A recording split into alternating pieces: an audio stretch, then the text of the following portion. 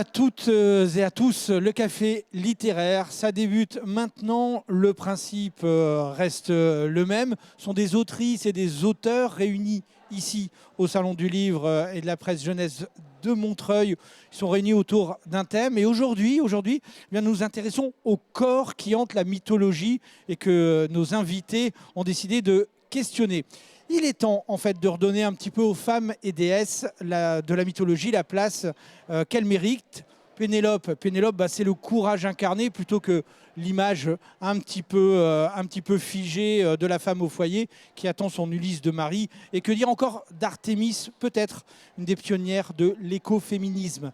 Les autrices et auteurs invités autour de cette table revisitent les mythes fondateurs pour peut-être éclairer d'un jour nouveau notre société contemporaine. Ça va être absolument passionnant. Muriel Sac, bonjour. Bonjour. Vous nous proposez une odyssée des femmes assez éclairante chez l'Iconoclaste et puis une odyssée d'Homère, là, chez la RMN, où les femmes sont enfin à l'honneur. Soyez la bienvenue, c'est un grand plaisir de vous recevoir. Merci, ici autour de cette table. Estelle Faye, vous êtes intéressée au mythe, là aussi fondateur des Amazones, dans votre dernier roman haletant, La dernière Amazone, où vous convoquez les grandes figures féminines aussi de la mythologie pour aider notre héroïne. Nous sommes ravis de vous recevoir. Soyez la bienvenue. Merci et puis ravi d'être ici. Nicolas Jaillet, alors vous êtes carrément attaqué peut-être au mythe des jumeaux les plus célèbres de l'histoire, Rémus et Romulus avec Frater que nous avons adoré. Il suffit de montrer la une du livre et tout de suite on sait de quoi on parle. Soyez le bienvenu Nicolas, on est ravis de vous recevoir. Merci beaucoup, bonjour.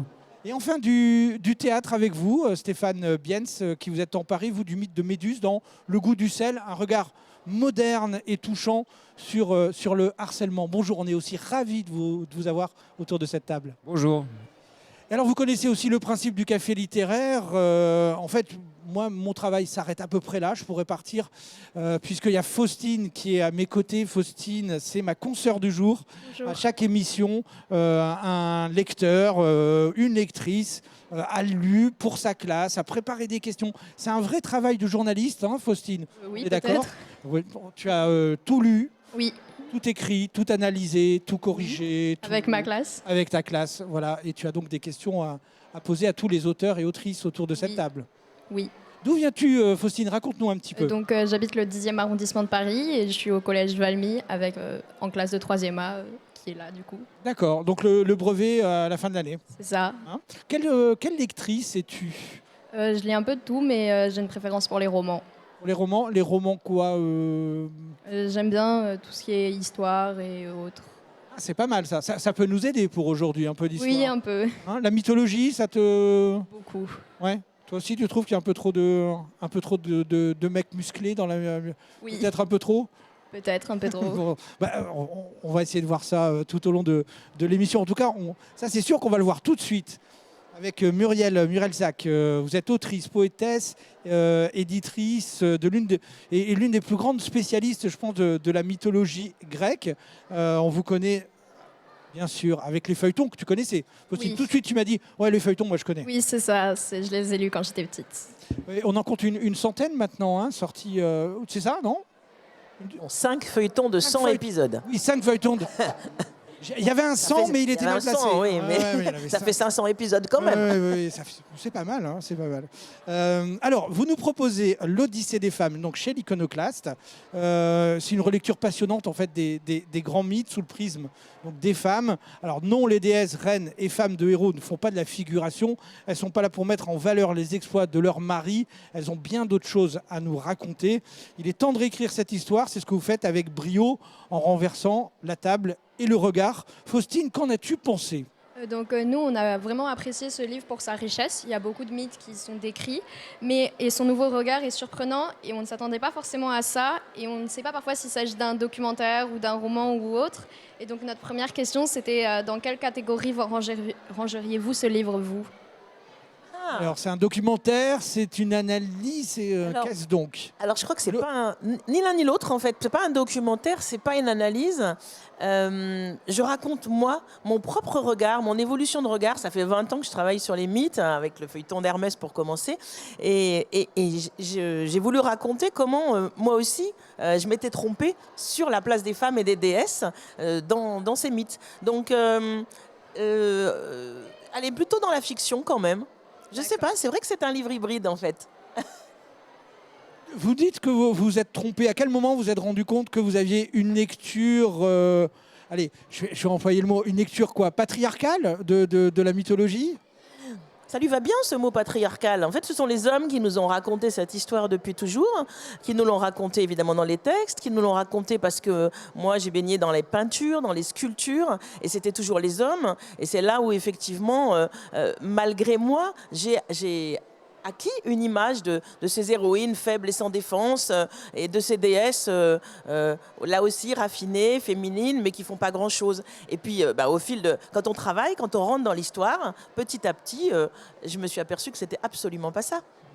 Alors, c'était quoi en fait donc cette mythologie, c'est quoi? C'est le fait que... Ces histoires, faut pas oublier qu'on se les raconte depuis 3000 ans, pas par hasard.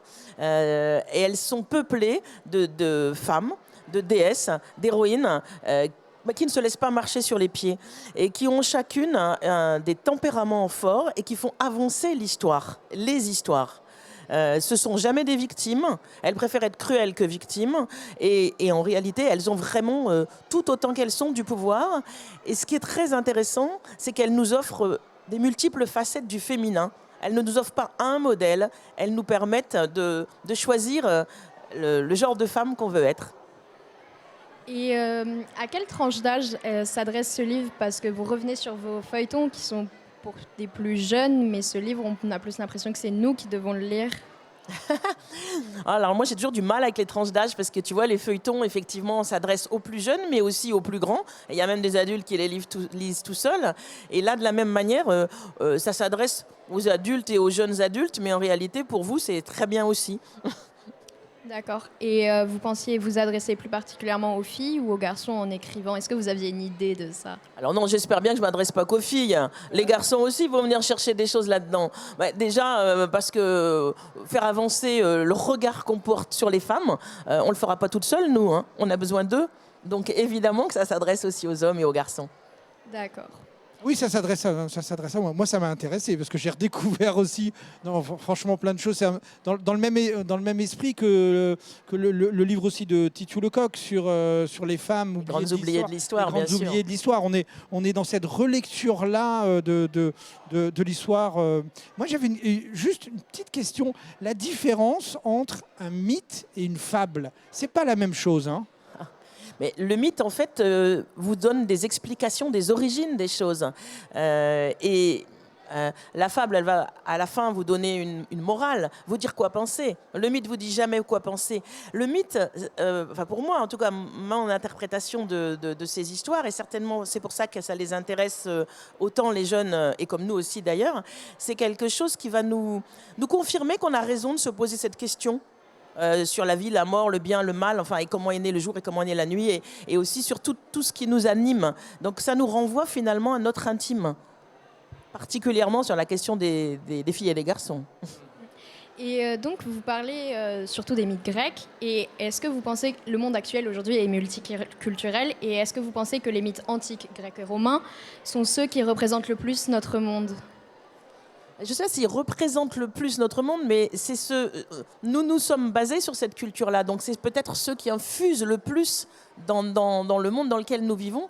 Et puis c'est aussi ceux moi qui me parlent le plus, tout simplement. Peut-être que les autres, je ne les connais pas assez bien pour te dire, ça résonne. Je pense qu'une histoire mythologique, elle naît d'un peuple, et donc elle a forcément toujours une résonance forte.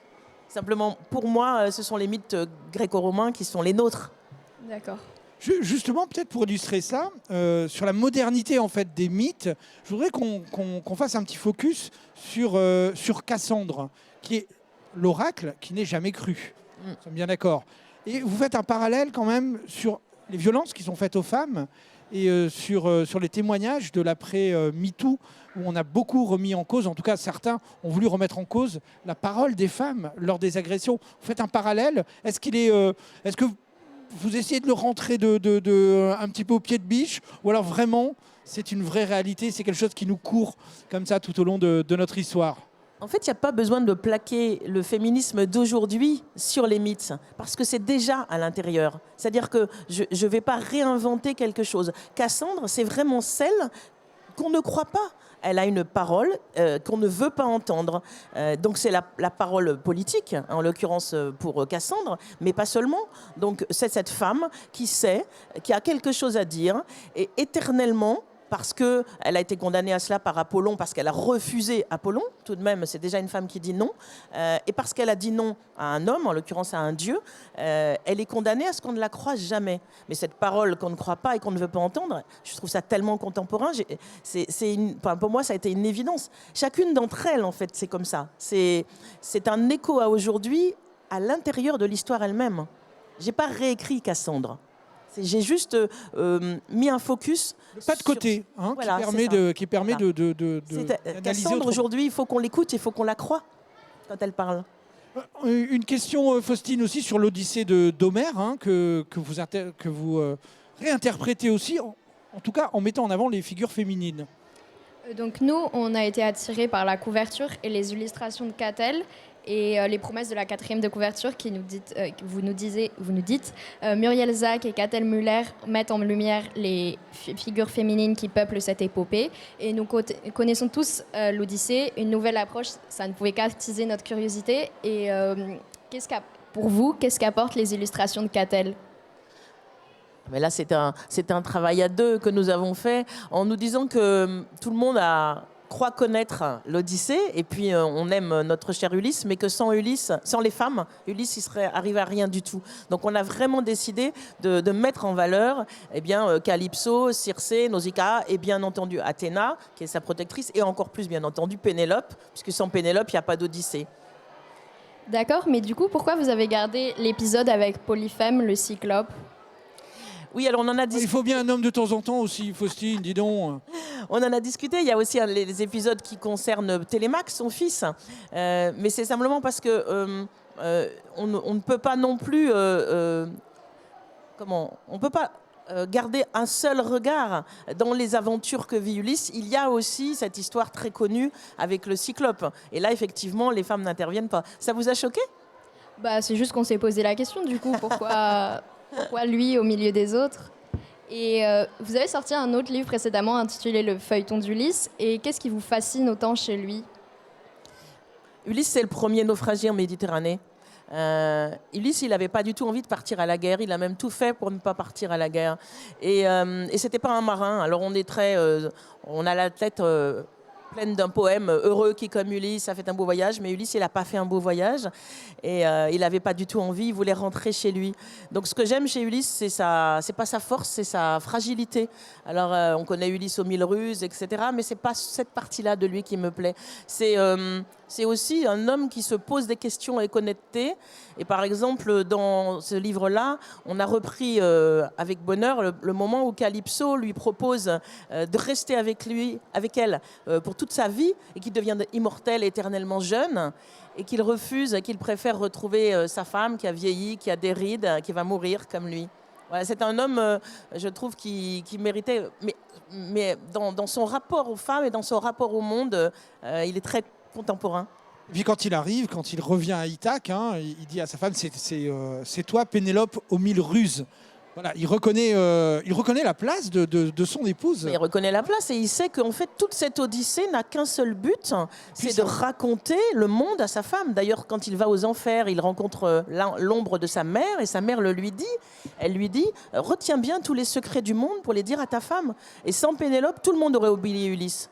Il y a qu'elle qui garde vivante sa mémoire. J'ai envie de dire, Ulysse, c'est quand même un mec bien. Voilà, Oui, par rapport à Zeus, etc., qui est quand même un serial violeur. Mais ce qui est étonnant, ce sera la dernière question, c'est que quand même, quand on lit un peu votre bouquin, l'Odyssée des femmes, on se rend compte quand même que dans la mythologie, les pères sont archi toxiques, voire extrêmement dangereux quand même, tout au long de la mythologie. C'est quoi qu'ont voulu nous dire les anciens sur nous, les papas? Moi, je crois qu'ils ont surtout donné la place justement aux mères pour montrer qu'elles se mettent résolument du côté des enfants et que si vous avez un père monstrueux qui avale ses enfants, c'est quand même la mère qui intervient pour les défendre et puis finalement les faire ressortir du ventre. C'est-à-dire que dans cette fonction effectivement très très très dangereuse des pères et qui revient dans toutes les histoires, pour moi c'est vraiment pour laisser la place aux enfants d'exister avec l'aide des femmes. C'est absolument passionnant, hein. Vraiment, je conseille, et comme avec Titiou Lecoq, je conseille aux petites filles aussi d'offrir ça à leur papa, à leur grand frère aussi, parce que voilà, le combat, il se mène aussi à vos côtés. Estelle Faye, bonjour, vous avez eu, alors pour vous présenter, vous avez eu 1001 vies, vous, peut-être 2001 vies, vous avez été actrice, vous avez été scénariste aussi. Ouais, enfin, j'ai eu plusieurs faux métiers. Mais une seule vraie passion, l'écriture. Raconter des histoires. Ouais. Et puis, en fait, l'écriture, elle était toujours là. Et à un moment, elle a fini par me rattraper. Voilà. Et maintenant, je suis très bien dedans. Voilà. Donc maintenant, ce sont les romans. L'écriture de romans, plutôt jeunesse. Non, en fait, jeunesse, ado, adulte, vraiment tous les âges. Avec beaucoup d'imaginaire. Tout ce qui est fantastique, fantasy et trucs bizarres. Alors, vous êtes là pour la dernière Amazon, vous aussi, hein, vous interrogez cette mythologie avec l'histoire de Lysia. Alors Lysia, elle est élevée dans la pauvreté par sa grand-mère à Athènes. Tiens, il n'y a pas de papa. Elle doit se débrouiller comme elle peut pour survivre. Donc, c'est-à-dire qu'elle vole, elle magouille. Ouais, elle fait ce qu'elle peut, quoi. Elle fait ce qu'elle peut, il faut s'en sortir. Et puis un beau jour, il y a l'oracle Tirésias qui remonte des enfers et qui lui annonce qu'elle est la dernière héritière du royaume des Amazones. Commence alors un voyage vraiment haletant pour chasser par les dieux et les rois cette pauvre Lysia. Une épopée pleine d'imagination et de sororité aussi, car Lysia est entourée des femmes et non des moindres. Je crois que ça t'a beaucoup plu, hein, ce livre. Oui, on a beaucoup aimé. Et donc moi, j'ai bien aimé ce livre pour ses personnages hauts en couleur et tous les mythes qu'on y retrouve. Et la classe a aussi aimé le fait qu'on ne nie pas la réalité de l'époque et qu'on se souvienne bien de la place des femmes qui n'est pas au top, on va dire. Et nous avons également trouvé le personnage de Méduse très intéressant et on s'est plus facilement attaché au personnage car elle avait notre âge. Et du coup, on voulait vous demander quelle a été votre motivation de mettre les femmes de la mythologie au cœur de votre roman. En fait, je suis une grande fan de mythologie grecque depuis toujours. Et notamment, donc j'étais déjà une grande fan quand j'avais votre âge, quand j'étais au collège. Simplement, j'ai écrit d'autres romans parce que je me demandais quel angle d'attaque, qu'est-ce que moi j'allais pouvoir faire en fait avec la mythologie. Et tant que j'avais pas trouvé ce que moi j'allais avoir à dire, j'allais pas écrire dessus. Et c'est vrai qu'il y a quelque chose que j'avais en tête depuis assez longtemps, c'est qu'il y a pas mal de romans où on a maintenant des héroïnes, mais on a une héroïne souvent encore dans un groupe d'hommes. Et où on a une héroïne, donc voilà, où par exemple on a une héroïne qui va aider le héros et puis qui va sauver le héros et qui par moments va être plus douée que le héros, mais quand même elle va être un personnage secondaire parce que bon, il faut qu'elle reste à sa place. Et là vraiment quand j'en ai parlé avec Rajo, donc c'est Muriel, mon éditrice chez Rajo, qui m'a dit quand même, à force de parler de mythologie grecque, il faudrait que tu en fasses quelque chose. Grosso modo, je lui ai dit oui. Et je me suis dit mais je sais ce que je veux faire. Je veux faire un livre qui soit mené par un groupe de femmes cette fois. Et donc un groupe de femmes autant couleur, parce qu'encore trop souvent aussi, les héroïnes dans les romans, elles sont fortes, elles sont courageuses, mais elles sont pas fun.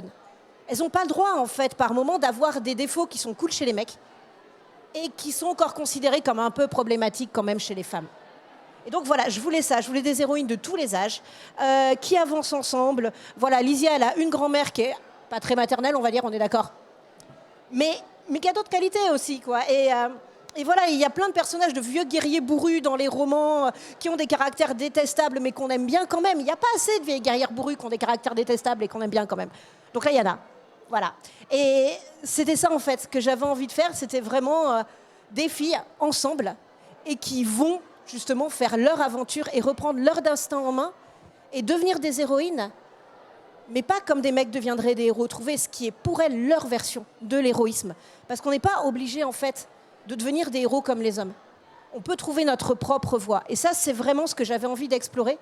Et une fois que j'ai trouvé ça, en gros, j'étais lancée. Bon, et puis il y a 2-3 trucs que je voulais faire, comme aller aux enfers, parce que j'avais vraiment très envie d'aller aux enfers. Et en quoi les mythes que vous réécrivez ont-ils une résonance dans le monde aujourd'hui? En fait, ça va rejoindre un peu donc ce qu'a dit ma collègue tout à l'heure. On a des versions souvent qui sont très, très, très, très déformées des mythes. Par exemple, les versions hollywoodiennes des mythes grecs et tout ça, et qui, par moments, nient une certaine dureté des mythes.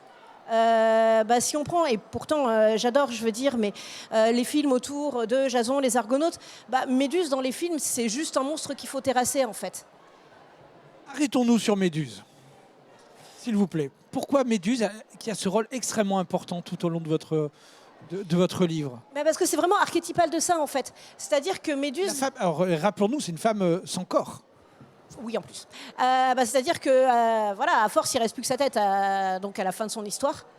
Mais c'est vraiment ça. Ça a été le monstre archétypal donc, dans les films, dans les séries sur la Grèce antique, où on a juste une tête qui fait peur et qui est réduite même à l'état d'objet, en fait.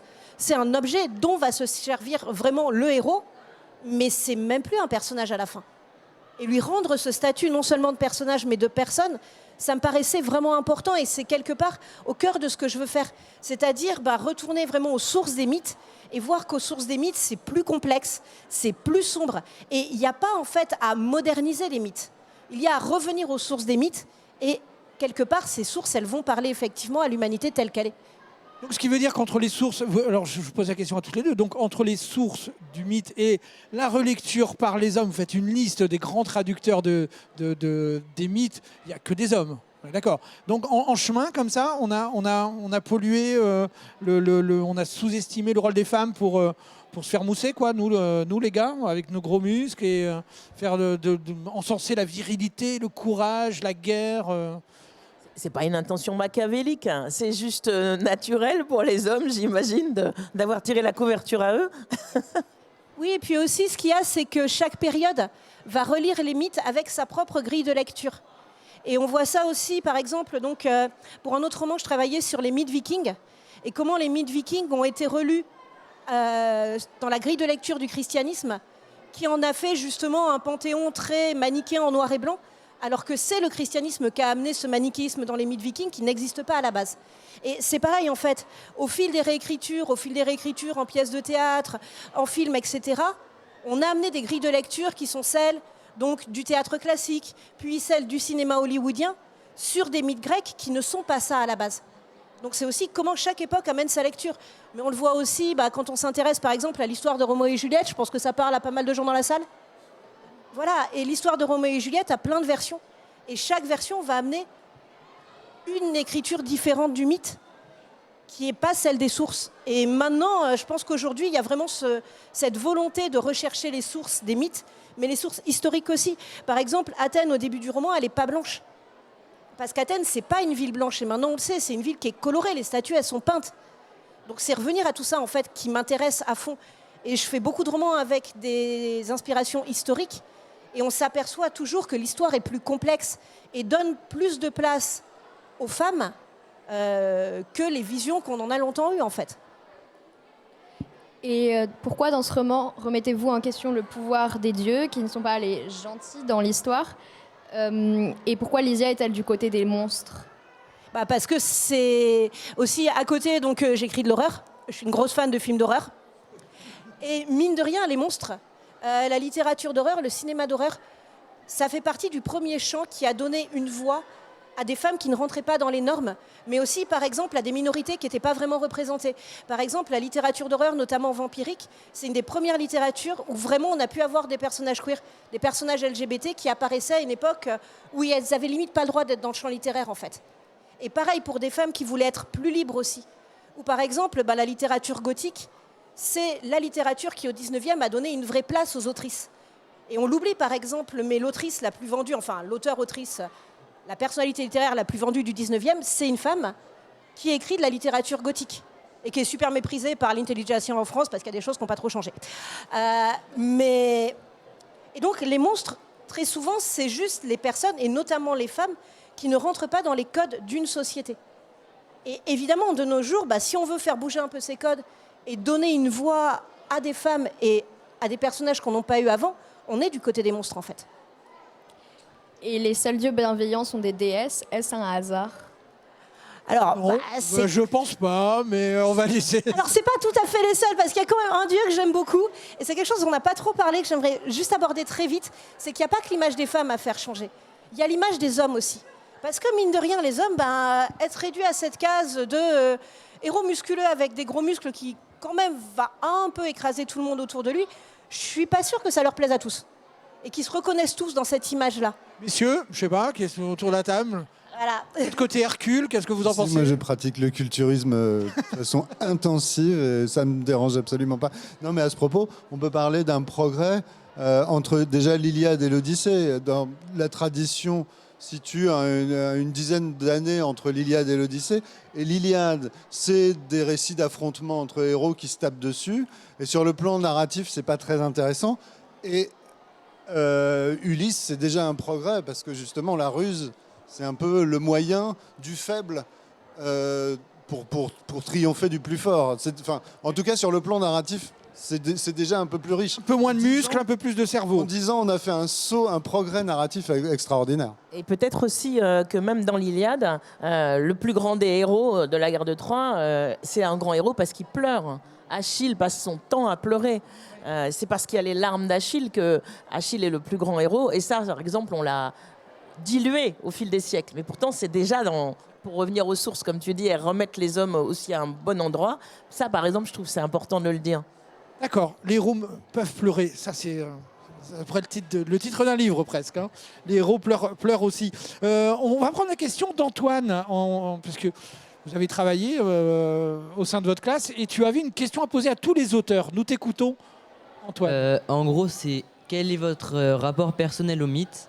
Quel mythe préférez-vous et en quoi ça vous inspire? 3 questions pour le prix d'une. C'est pas beau ça?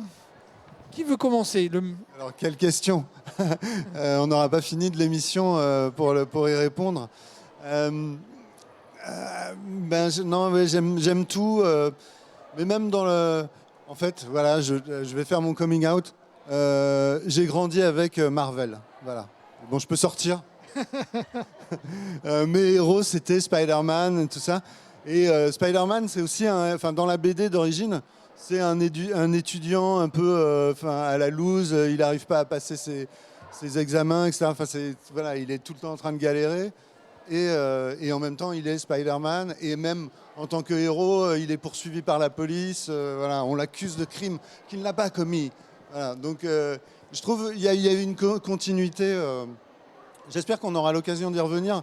Mais moi, je m'intéresse à tout ce qui est proto-Walt Disney. Voilà. Tout ce qui s'est passé avant Walt Disney, on se raconte des histoires, etc. Je trouve ça passionnant. Je trouve que là, il y a eu une rupture. Mais on aura l'occasion d'en reparler, avec grand plaisir. Et celle, votre mythe, votre rapport au mythe personnel est celui que vous préférez par-dessus tout, qui vous touche le plus? Disons, je ne sais pas s'il y en a un qui me touche le plus ou que je préfère, mais il y a, une figure mythique qui justement est peu présentée dans les mythes grecs, qu'il faut aller chercher ailleurs. Donc, par exemple, du côté de l'Inde avec Savitri la Vaillante, ou du côté des mythes germaniques avec le château à l'est du soleil et à l'ouest de la lune. Oui, donc là, normalement, personne ne connaît. Absolument, je vous confirme. Si, voilà, je cite. C'est-à-dire les mythes où, mine de rien, les femmes peuvent partir, les femmes peuvent voyager, les femmes peuvent arpenter le monde. Et ça, c'est quelque chose qui, dans une partie notamment du monde occidental et de l'Europe, manque.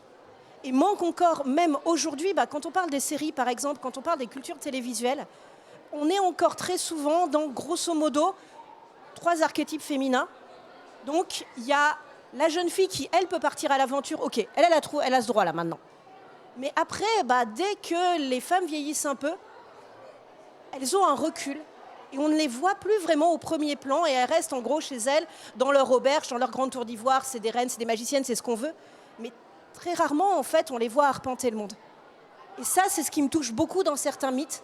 Ce qui me manque aussi, et notamment, c'est pour ça qu'avec Lysia, là, j'ai créé un personnage. Pourquoi? Pour avoir un personnage féminin dans la Grèce antique, dans tout ce monde que j'adore, mais qui a ce droit-là, qui a ce droit de partir en voyage et ce droit d'arpenter le monde, qu'il faut revendiquer pour plus de femmes, en fait. Stéphane.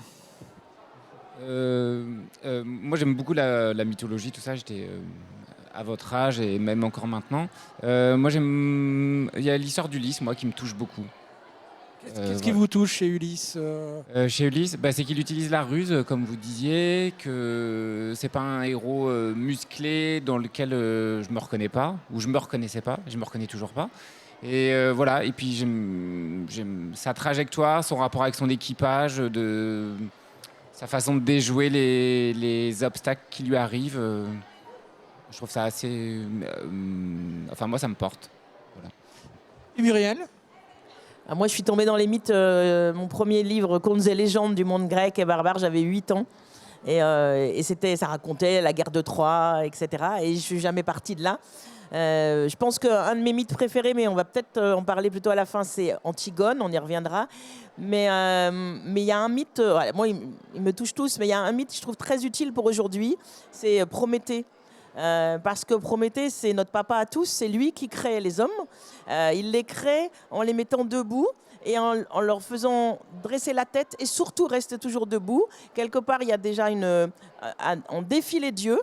Et ensuite, c'est le premier grand résistant. C'est celui qui va défier le dieu des dieux, et plusieurs fois de suite. On n'a pas le temps de raconter toute l'histoire, mais c'est aussi celui qui refuse de parler quand il est attaché au rocher, et qu'il y a le cruel aigle de Zeus qui vient lui dévorer le foie, et le foie repousse tous les jours. Et en fait, il pleure pour les humains, mais il ne parle pas. Pour moi, c'est la grande figure de la résistance. À part la grande figure de la résistance au féminin que je garde pour tout à l'heure. Nicolas Jaillet, pour vous présenter, vous avez pas mal brûlé les planches au théâtre, de longues années durant. Vous avez accompagné aussi le chanteur Alexis HK, qu'on aime beaucoup, donc on voulait quand même le signaler ici. Vous êtes auteur d'une dizaine de romans et le dernier, c'est celui-ci, c'est Frater. C'est vrai qu'il suffit juste cette image, c'est immédiatement... C'est une icône, ouais. C'est une icône, fait partie de la culture populaire. Vous parliez presque de la pop culture, je veux dire. Voilà. C'est la légende, vous nous racontez, la légende de Rémus et Romulus, donc deux frères, deux jumeaux, élevés non pas par une louve, mais par une prostituée, Lupa. Une interprétation, une réécriture, une des plus grandes légendes de notre histoire. C'est la fondation de Rome. Et on a beau connaître la fin, parce que je pense que là, au niveau du suspense, c'est pas terrible quand même. Ce qui est bien avec les mythes, c'est qu'on connaît le début, on connaît le milieu et on connaît la fin en général. Mais on continue de les raconter. C'est vrai, c'est incroyable quand même. Et on le lâche pas jusqu'au bout. Ça, c'est absolument passionnant. Faustine, qu'en as-tu pensé ? Donc c'était très intéressant par sa nouveauté. C'était la première fois qu'on lisait une réécriture de la légende de Rémus et Romulus. Et qu'est-ce qui vous a attiré dans la réécriture de ce mythe, du coup ? Alors moi, ce qui m'intéresse le plus, parce qu'évidemment tout me passionne, c'est les relations qu'il peut y avoir, ou pas, entre des événements réels, réalistes, qui ont pu se produire à une époque donnée, et puis ce que ça a produit, la façon dont ça s'est transformé, et c'est devenu du mythe. Ce qui m'a par exemple beaucoup frappé, c'est qu'on parlait de cette image des deux bébés avec la louve. En fait, les historiens latins de l'époque classique, Tite-Live par exemple, est déjà très très lucide vis-à-vis de ça. Si vous lisez l'histoire de Rome par Tite-Live, il dit « on est d'accord, une louve qui récupère des bébés dans la forêt et qui les allaite, c'est des conneries, c'est pas possible. Une louve, elle trouve des bébés dans la forêt, elle les mange. Voilà, c'est ce que ferait n'importe qui à sa place. Et donc... N'importe quelle louve, on est d'accord. N'importe quelle louve à sa place. Et Tite-Live précise justement, c'est déjà dans la lecture des anciens, que les anciens faisaient eux-mêmes de leurs mythes, Tite-Live dit... en revanche, il y a une interprétation possible, c'est Lupa en ancien argot latin, ça veut dire la prostituée. Et voilà, donc moi j'ai... Et ce qui est rigolo, ce qu'on sait, en revanche, ce qui est assez bien documenté, c'est la vie quotidienne des gens dans cette région du monde, dans le Latium, dans cette boucle-là du Tibre. Alors c'est un endroit particulier parce que le Tibre fait un méandre. Et donc c'est un des endroits où on peut passer, on peut traverser le fleuve à pied. Et donc il y a au nord les Étrusques qui constituent une grande civilisation déjà à l'époque. Au sud, il y a déjà des comptoirs grecs. Et donc il y a des Phéniciens, il y a des marchands qui passent par là. Et puis il y a des paysans un peu ploucs qui occupent le haut des collines et qui voient passer les gens et qui se disent on pourrait leur exiger un tribut, faire un peu de raquette, voilà, à l'occasion. Et donc cette prostituée, c'est une proto-prostituée.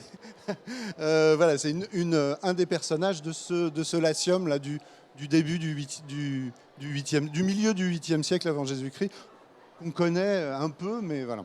Et donc, on parlait de la couverture, mais dans votre livre, vous avez humanisé la louve, et ce qui s'appelle Loupa, donc. Et donc, pourquoi sur la couverture, vous avez gardé une louve et pas mis...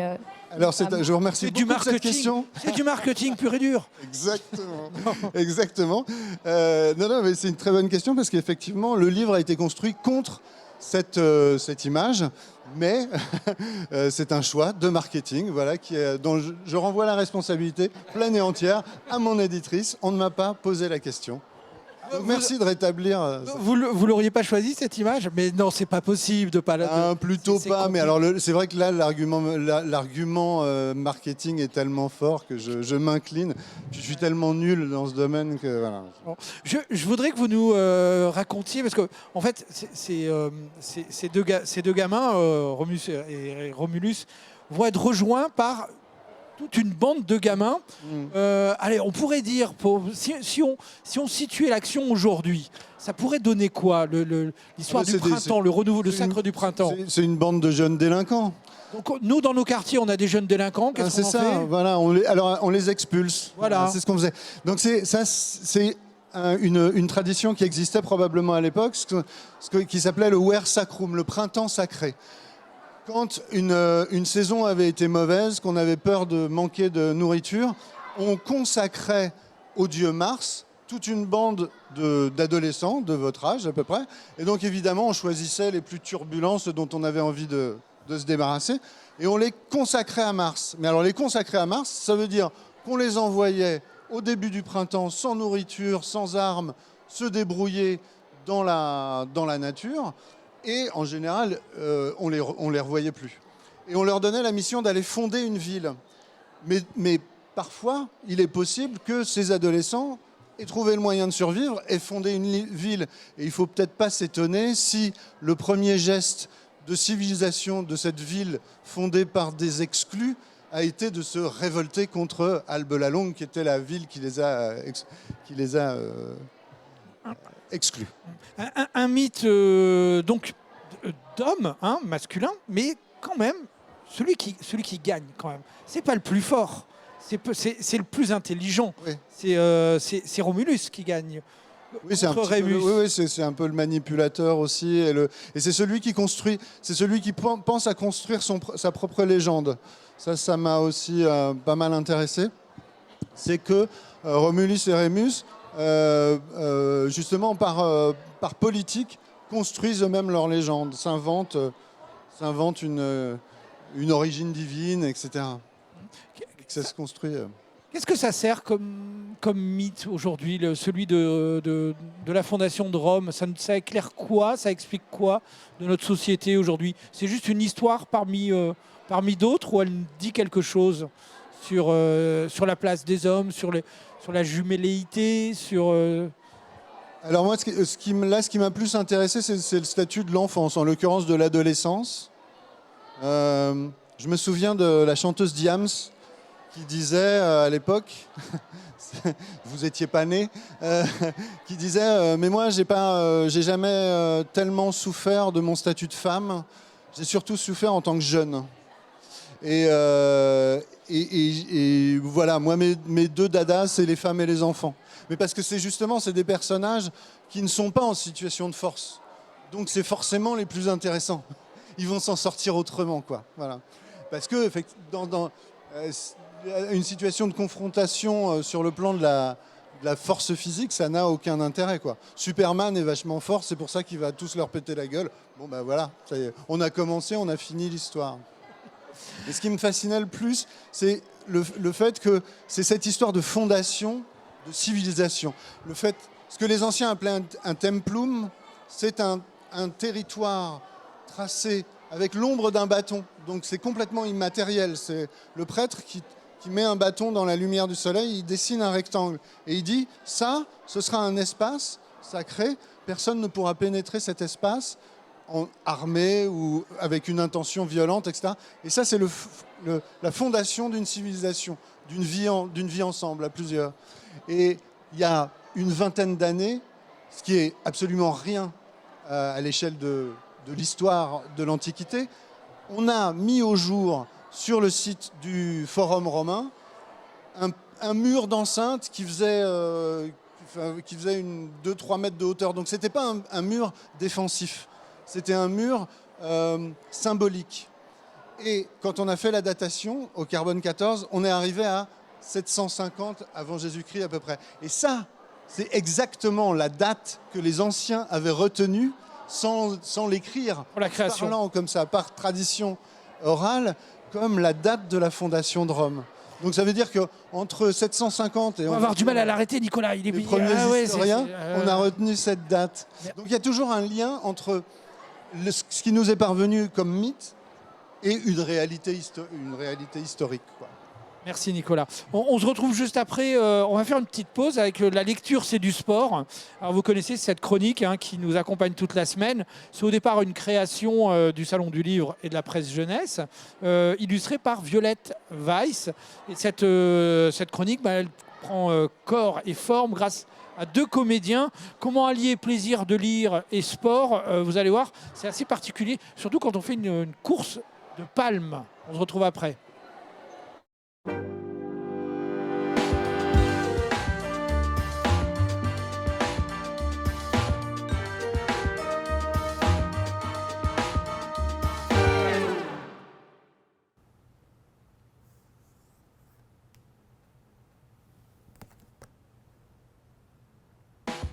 Enfilez les palmes et marchez tout en lisant à voix haute. Si vous êtes plusieurs, vous pouvez organiser une course.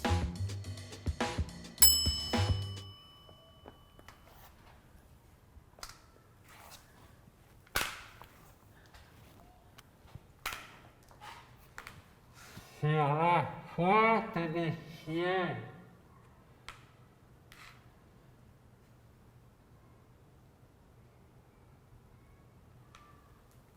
Sur la pointe des pieds. Lucie est à la table, sa table de travail, concentrée et distraite. Elle jongle avec des lettres de l'alphabet. Elle jongle avec les lettres de l'alphabet qu'elle regarde danser comme si elle ne savait pas dans quel ordre les mettre. Avant B, il y a A. Avant B, il y a A. Après B, il y a C. Les lettres, c'est aussi simple que les chiffres. 1, 2, 3, 4, 5. Elles viennent en ordre et l'ordre est immuable. A, B, C, D, E, F, G. L'inspiration est plus capricieuse.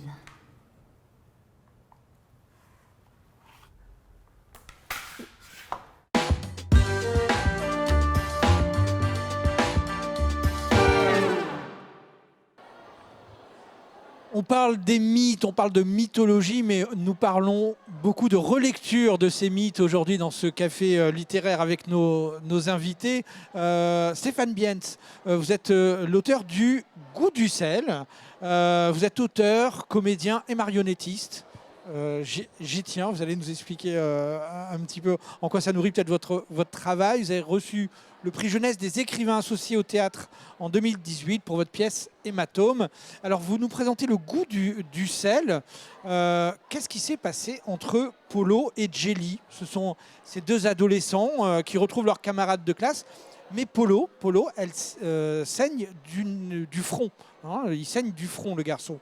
2 groupes vont se déchirer. Parmi leurs amis, le premier proche de Jelly qui va chercher un petit peu à comprendre. Et puis le second, plus vindicatif, du côté des garçons, appelle à la vengeance. Il faudra du courage, il faudra de l'écoute et une pluie de méduses, justement, pour que la vérité éclate. C'est une pièce de théâtre autour de la pression sociale du groupe, autour du consentement.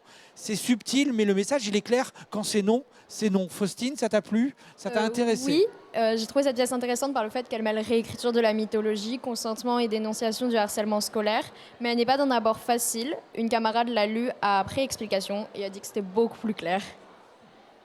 Voilà, il faut faire le rapport. Vous l'expliquez pas. Il faut qu'on aille le chercher, ce lien avec la mythologie. D'accord. Et ben peut-être, mais tant mieux que ça soit pas tout déchiffrable tout de suite. Enfin, moi, j'aime bien aussi que ça soit pas ah bah c'est trop évident. Mais est-ce que par exemple les notes à la fin ont aidé ou pas? Oui, c'est ça qui nous a mis sur la piste. Mais du coup, pourquoi vous avez choisi de parler de la pression du groupe, du harcèlement et du consentement? Faut peut-être revenir juste sur recontextualiser pourquoi j'ai écrit le texte. En fait, c'est une commande d'écriture de la part de Laurent Bénichou, qui a un lieu qui s'appelle la Maison Théâtre à Strasbourg et qui fait un super travail auprès de la pratique amateur avec les jeunes. Et il m'a fait une commande autour de réactualiser les mythes. Donc il a fait ça à plusieurs autrices et auteurs qui ont été invités.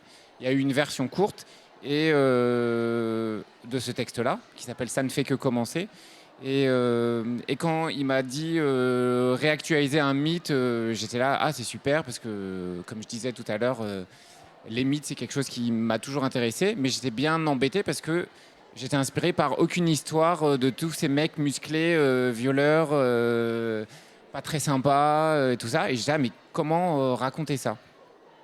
Et je suis tombé sur un article de Lisiane Sublet qui parlait parce que je tapais réactualiser les mythes, histoire de nourrir un peu mon imaginaire, et qui parlait de Méduse, justement, et qui raconte ce qui s'est passé. Et je peux lire un tout petit passage de Métamorphose d'Ovide? Ouais. C'est hyper court. Faites vite, hein. C'est hyper court. Super. Donc, comment on raconte Méduse dans les Métamorphoses d'Ovide? Ce qui lui est arrivé. Alors, célèbre par sa beauté, Méduse fut recherchée par un grand nombre de prétendants qui se la disputaient jalousement. Il n'y avait dans toute sa personne rien de si admirable que ses cheveux. J'ai connu quelqu'un qui l'a assuré l'avoir vue. Le souverain des mers, donc Poséidon, la déshonora, dit-on, dans un temple de Minerve. La fille de Jupiter se détourna, donc c'est Athéna. Et, enfin, ce dont je ne m'étais pas rendu compte, mais grâce à l'article de Lisiane Sublet qui même le montre ça très bien, en fait, Méduse a été prêtresse du culte d'Athéna. Poséidon, il lui dit « Ah, t'es pas mal ». Il ne lui demande pas son avis, il la viole. Et ensuite, elle est déshonorée du temple d'Athéna. Et Athéna, plutôt que de soutenir en sororité ce qui lui est arrivé, elle lui dit « Ah ok, je te punis, donc tu es violée, tu n'es plus vierge parce qu'il fallait qu'elle soit vierge pour pratiquer le culte. Donc je te punis et je te transforme en monstre. » Et moi, je connaissais que la version du monstre et du coup, cette histoire m'a vachement touché parce que je me dis, mais en fait, on ne dit pas tout. et puis moi, j'étais imprégné de, voilà, Ovide, c'est un mec et du coup, c'est peut-être... Voilà, merci de toutes ces histoires qui sont réécrites. Ouais, on voit la modernité quoi, de ces contes-là, en fait. Il suffit de les prendre sous un autre angle et puis retourner aux sources aussi, c'est ça? Ouais, retourner aux sources, ouais. Et comment représenter Gélie? Pour nous, elle paraît fragile et non battante. Est-ce ainsi que vous représentez la Méduse antique? Pourquoi? Attends, tu peux redire la question? Comment représenter Gélie? Pour nous, elle paraît fragile et non battante. Est-ce ainsi que vous représentez la Méduse antique? Pourquoi? Mais Gélie, je la sens pas fragile pour moi. Je la représente pas fragile. Même une force tranquille, en fait. Oui, elle sait. Enfin, tu vois, il y a la question du ces femmes à qui qu'on ne croit pas. Et Méduse, elle sait ce qui lui est arrivé. Gélie, pardon. Mais personne ne la croit. Et elle n'a pas besoin de se dire, ok, mais si, il faut que je me batte pour écouter ma parole. Ok, vous me croyez pas? Ben, moi, je reste dans ma position. Et peut-être que vous saurez plus tard. Donc pour moi, elle n'est pas forcément fragile. Les autres, peut-être, la considèrent comme fragile. C'est le regard des autres, peut-être, sur elle. Et Méduse, anciennement de l'Antiquité, est-ce que je la trouve fragile? Je ne sais pas. Non, je pense qu'elle est plutôt forte. D'accord. Et Méduse est devenue une icône féministe. Est-ce ainsi que vous avez souhaité vous réapproprier cette figure mythologique? Non, j'ai pas pensé à une figure en tant que figure féministe, honnêtement. Mais du coup, maintenant, j'ai beaucoup d'affection pour ce personnage. Nous aussi.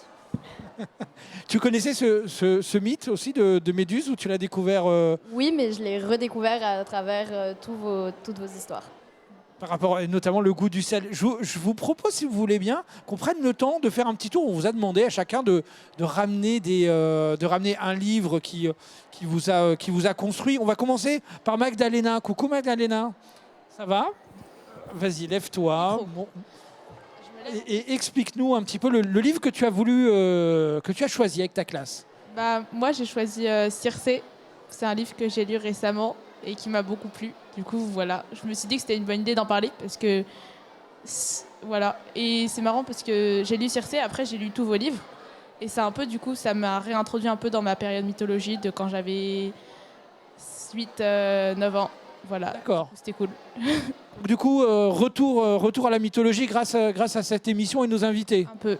Et Circé aussi. On aura servi à quelque chose, hein, quand même. Merci beaucoup, Magdalena. On fait un petit tour. Muriel, qu'avez-vous choisi? Alors moi, je vous ai apporté mon livre de chevet. C'est Antigone, le roman d'Henri Boschot. Alors tout à l'heure, j'ai dit je le garde pour la fin parce que mon mythe préféré aussi, c'est celui d'Antigone.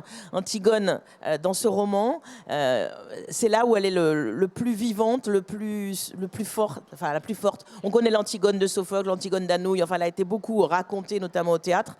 Mais là, c'est vraiment une figure de résistante, voilà. Et en même temps, elle a une sensibilité, une émotion, une empathie pour les gens. Enfin, c'est une figure admirable. Et ce roman, écrit par un homme, et d'une sensibilité féminine remarquable. Estelle. Moi, je vous ai amené un de mes coups de cœur récents, qui est donc Sirem et l'oiseau maudit de Yasmine Gebel. Parce que justement, aujourd'hui, on parle de mythes grecs et en général, on en parle beaucoup. Il y a énormément de livres sur les mythes grecs qui sortent, il y en a déjà moins sur d'autres. Et notamment en littérature ado en France, il y en a encore très très peu sur les mythes berbères. Donc ici, Yasmine nous parle de mythes berbères qui, mine de rien, sont aussi dans la culture et dans l'héritage d'une partie des Français aussi. Ils font partie de notre paysage culturel. Et la manière dont ils vont parler des grands enjeux humains n'est pas forcément la même que celle des mythes grecs et intéressante pour ça aussi. Et par exemple, Sirem, ça nous parle d'exil. Et c'est pas la même manière de voir l'exil que celui d'Ulysse, par exemple. Mine de rien, elle parle aussi, elle interroge la place des femmes dans les mythes berbères. Elle interroge aussi ce que c'est que de trouver sa place dans une société d'un point de vue qui, encore une fois, n'est pas le même que celui des mythes grecs. Et donc de représenter un peu toute cette diversité des mythes qui nous font de nous, en tant que culture, en tant que société aussi, ça me paraît hyper intéressant. Et pour le coup, Yasmine le fait super bien. Une ouverture et en au plus, c'est une jeune autrice, c'est son premier roman. Super. Avec un style incroyable. Nicolas, vous êtes venu avec un vieux livre. Alors, un vieux livre j'en profite parce qu'il est presque introuvable. Et pourtant, c'est absolument passionnant. C'est Italo Calvino, conte populaire italien. Donc, il a fait le travail de Perrault en son temps, c'est-à-dire qu'il s'est baladé dans toutes les régions d'Italie, il a récolté des contes populaires. Et donc, c'est un peu ce que disait Muriel tout à l'heure, la classification, par exemple, littérature jeunesse, littérature vieillesse, ça n'a pas toujours existé. Tout ce qu'on écrit aujourd'hui est né d'une tradition populaire, de gens qui se racontaient des histoires au coin du feu. Et c'est là que je parlais de proto-Walt Disney, c'est-à-dire qu'il y a une étrangeté dans cette tradition-là, qui s'est perdu à travers ce qu'en a fait Walt Disney, qui sont des versions extrêmement édulcorées des contes populaires. Par exemple, Cendrillon, il y a 3 sœurs, il y en a une qui a un seul œil, il y en a une qui a 2 yeux et l'autre qui a 3 yeux. Voilà. Stéphane, vous, votre choix, dites-moi tout. Alors, j'ai fait un petit pas de côté, je suis resté sur l'idée du corps. Plaisir. Ça s'appelle Le Petit Illustré de l'intimité. Il y a version garçon, version fille. Et c'est hyper bien. C'est hyper inclusif. Les illustrations sont magnifiques. C'est de Mathilde Baudy et Tiffaine Dieu-Meugard. Ça explique hyper bien les choses. Et puis, je trouve que c'est important de connaître son corps et d'en prendre soin. Enfin bon, bref. C'est beaucoup mieux dit et c'est très bien. Merci infiniment. Kibookin vous propose aussi, justement c'est la plateforme du salon, vous propose aussi 5 livres autour du thème que nous avons sélectionné aujourd'hui. Petit florilège de titres à découvrir sur Kibookin, pour reprendre corps. Palace, volume 1, Dans le ventre de Troie, de Marine Carteron, aux éditions Rouergue. Mythes et meufs, 2 volumes, de Blanche Sabat, aux éditions d'Argo. Antigone, de Yann Lyotard, illustré par Marie-Claire Redon, aux éditions La Ville Brûle. Frankenstein, de Sandra Hernandez, d'après Marie Cholet, traduction de Léa Jaillard, aux éditions Bang. Beowulf, de Zach Weiner-Smith et Boulet, traduction d'Aude Pasquier, aux éditions Albin Michel Jeunesse. Et chez vous, qui bouquine? Retrouvez toute l'année nos recommandations de lecture sur kibookine.fr. Un grand merci à tous nos invités, un grand merci à Faustine d'avoir si bien travaillé, merci beaucoup. À 18h, vous avez rendez-vous avec le Social Club animé par Antonella Francini. Nous, on se retrouve demain pour un nouveau café littéraire. Bye bye.